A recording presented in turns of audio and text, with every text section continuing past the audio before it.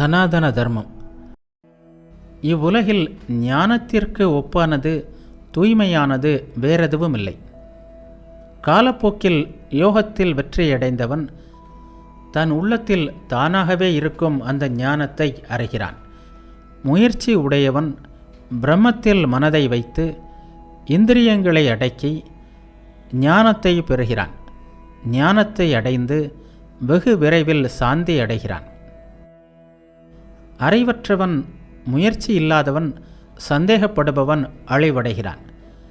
சந்தேகப்படுபவனுக்கு இந்த உலகமும் இல்லை, மேல் உலகமும் இல்லை, சுகமும் இல்லை. யோகத்தினால் கர்மங்களை துறந்தவன், ஞானத்தினால் சந்தேகங்களை அகற்றியவன், ஆத்ம சுரூபத்தில் தன்னில் தானாக நிலைத்திருப்பவனை கர்மங்கள் கட்டுப்படுத்துவதில்லை. ஹிருதயத்தில் இருக்கின்ற ஆத்மாவை பற்றிய சந்தேகம் அஞ்ஞானத்தால் உண்டாகிறது. அதை ஞானவாளினால் வெட்டி யோகத்தை கைக்கொண்டு எழுந்திரு. சந்நியாசம், யோகம் இரண்டும் சிறப்பானதுதான். எனினும் கர்ம சந்நியாசத்தை விட, கர்மத்தை துறப்பதை விட கர்மம் செய்வது மேலானது. யார் விருப்பு வெறுப்பு இல்லாதவனோ அவன் நித்திய சந்நியாசி என்று அழைக்கப்படுகிறான். ஏனெனில் இன்பம், துன்பம், லாபம், நஷ்டம் போன்ற இருமைகள் அற்றவன் எளிதில் பந்தத்திலிருந்து விடுபடுகிறான்.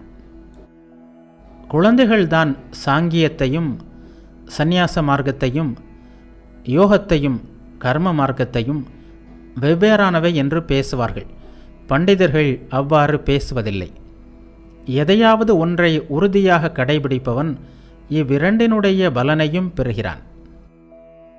சாங்கியர் எந்த நிலையை அடைவார்களோ யோகியரும் அதையே அடைவார்கள்.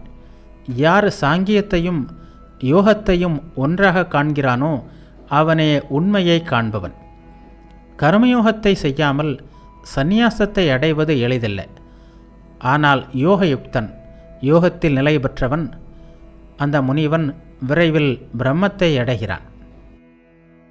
கர்மயோகத்தை கடைபிடிப்பவன் தூய மனதை உடையவன், உடலை வென்றவன், இந்திரியங்களை ஜெயித்தவன், எல்லா உயிர்களையும் தனதாக காண்பவன். கர்மம் செய்தாலும் அந்த கர்மத்தில் கட்டுப்படுவதில்லை.